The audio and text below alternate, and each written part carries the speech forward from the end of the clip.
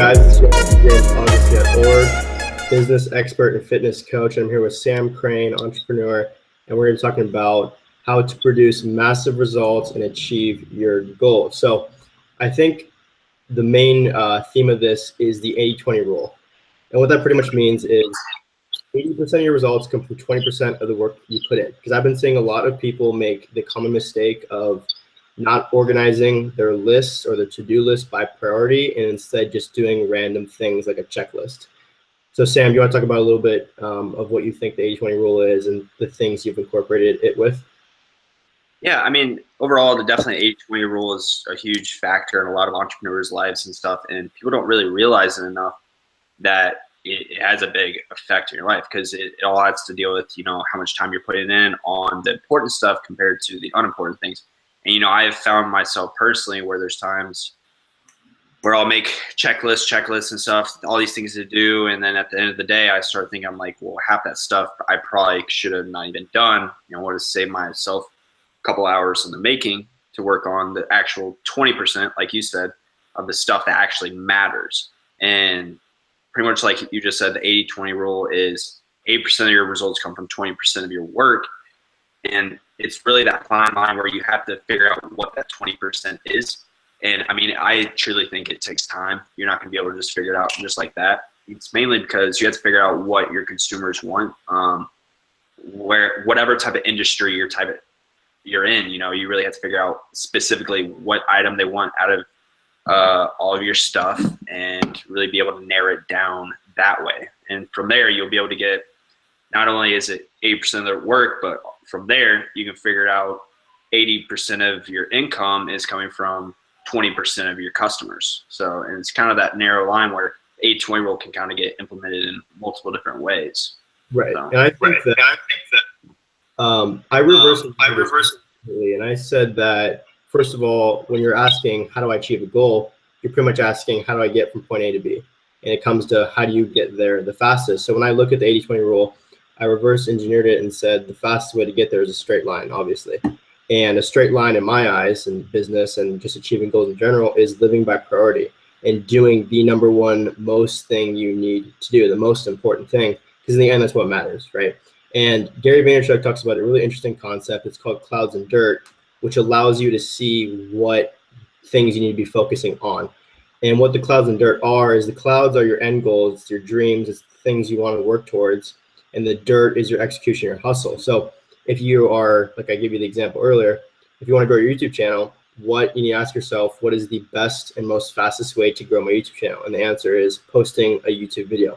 So your complete focus and 100% basically hustle and focus should be around posting a YouTube video first. That should be the absolute first thing you do before you worry about editing, SEO, and all that other stuff. You need to focus on what gets you to the clouds the fastest.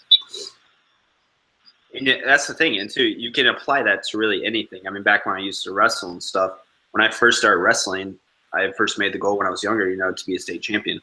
But then I started thinking, I'm like, what do I have to do to become that? And it's putting in the hours every single day, working towards that dream. So it's just a matter of doing instead of thinking. You just have to be proactive. If you have a dream, you're not gonna get it unless you're being proactive, like you said, being in the dirt, really put your hands on what your project is every single day. And that's interesting. It works completely with dating, with fitness. What's the number one way to grow your business? To actually go to the gym. That is the most important. For dating, go talk to girls. It's your number one most important thing. And I love the concept of clouds and dirt because it eliminates all the bullshit. If you separate it and you only live in the clouds and the dirt, you only focus on where you want to go and you focus on the most important thing you need to get there, it cuts out all the crap. It keeps you from stop thinking about all the stupid stuff you don't need to be thinking about. And it gets you, like you said, to get your hands dirty. And that's what, in the end, is going to get you to the clouds and your goal. For sure. But, I mean, not too many people nowadays just want to live in the clouds. They're afraid to be put in the work every single day and be in the dirt, get their hands dirty and stuff. And that's really the problem with our society nowadays. And that's why it's hard to come by entrepreneurs as much, because people are afraid to get their hands dirty, and they're just living in this cloud nine where they think it's just gonna get lucky. You're gonna get lucky, or something's gonna blow up to make you famous and stuff like that. It doesn't work like that. Very few people have that outcome. Right. That's why it's always important to have a complete balance between the clouds and the dirt. I mean, there's people who go to the extremes of both, where they're such a practitioner, they execute so well, but they have no idea where they're going. And then there's people on the opposite end of the spectrum who they, like you said, spend their time in the clouds but never execute. So that's what's always important, to have a balance of the two. Always know where you're going, and always know what the most important thing to get there the fastest is. Yeah. So the couple last points I want to talk about is, as you said, the execution is usually the hardest part. When you cut out the crap, the middle stuff, like editing videos and all that stuff when it comes to YouTube, you are left with making a YouTube video. And that is by far the hardest thing of YouTube, is actually making the videos.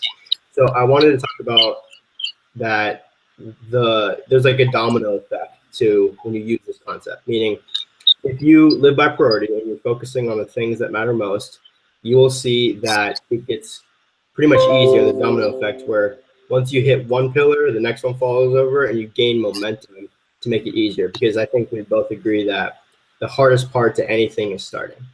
It's getting in the used to doing it. And if you can incorporate the one thing and really focus on what matters, that domino effect plays in. And if you're really focusing on what matters first, the dominoes get bigger and bigger, and you can knock over bigger and bigger mountains and bigger goals as you go a lot faster. Yeah, I agree. And more than anything, not only is it hard to start, but it's hard to be consistent. I've always, don't quote me on this, but I believe it's 67 or 68 days it takes to finally set a habit. And it's one of those things, if you don't do something for that long, it's really hard to just say, oh, I'm just going to end up doing the rest of my life, and it's nice and easy. And it's hard, you know, if you start anything, working out, doing these YouTube videos. Like, I think I'm going on to day about 30 in the 30s about making YouTube videos and stuff. I missed a couple days, but the thing is, I'm still trying to continually do one every single day and get it out there. And, you know, it's the process. Not only is it starting, but it's continuing that process in the beginning, which is tough too. But like you said, domino effect. Once you're in it for a couple months, it becomes second nature. It's natural. It's what you want to do every single day of your life. Yeah, and in the beginning it's hard, because I think as humans in society, it's hard for us to adapt to things like that because it's not normal. But for me, I'm around the same thing. I made like 25, 30 videos, and now it's second nature for me. It's in my schedule. Like, I feel weird if I don't post a video. It just doesn't seem right. So you're always going to adapt to it, and that's where it really gets easier. When you start doing it enough where it becomes a part of your schedule, where you just get used to it, and it's like second nature. Yeah, so the fourth thing I want to talk about is doing you, and I think this falls under the category of speed and how fast you can get to your goals, is doing you. And what I mean by that is sticking to your DNA and doing what you're best at. Because if you focus on your strengths, that's by far the #1 way to increase productivity. I think it's a horrible and flawed idea to focus on your weaknesses, because your strength, what you're good at, that's what you need to be focused on to increase your results and really achieve extraordinary results.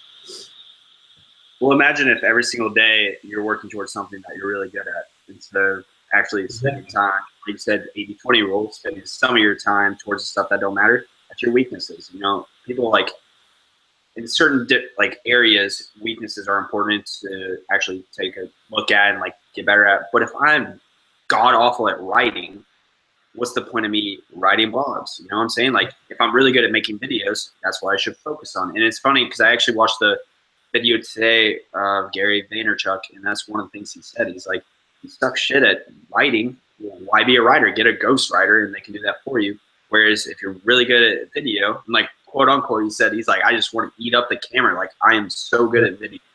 And that's what he focuses on really, really well. I've been watching his subscribers just since I started watching him about 2 months ago. He had about 560,000 subscribers, and now he just hit like 612,000. Like, I think people are afraid to do what's not the social norm. So for Gary Vee, he's great on video. He's great at improvising. He's great at public speaking. Some people get so scared when they hit the camera, and then you need to ask, why do you have to do the camera? Because I think a lot of people they are like required to do it, or there's one way to build a following. When if you're not good on camera, use SoundCloud. If you're not good at writing, don't use a blog, post all your stuff on video. So you really need to find out what you're best at and focus all your energy there to actually improve your results and really get to that extraordinary level. Yeah, I totally agree. That's all I got for this video. Anything else you want to add? Man, just spend your time wisely, you know. Life goes by pretty damn fast. We have a lot of it left, but the thing is, you know, it goes by fast. And if you don't spend it doing the right things, the 20% that matter, you're doing it wrong. So definitely keep that in mind every single day. You spend some of your time on stuff that doesn't affect you in the right way. Yeah. And the last thing I want to add is just a reminder of the clouds and dirt. Focus on your end goal. Where are you going? Then ask yourself, what's the most important thing? What's the one thing I need to do to get there? And that's it. Everything in the middle, throw it away. Don't worry about it.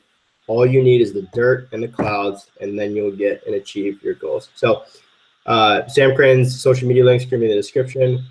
Subscribe to the YouTube channel, give it a thumbs up, and thank you guys so much for watching. Thanks, guys.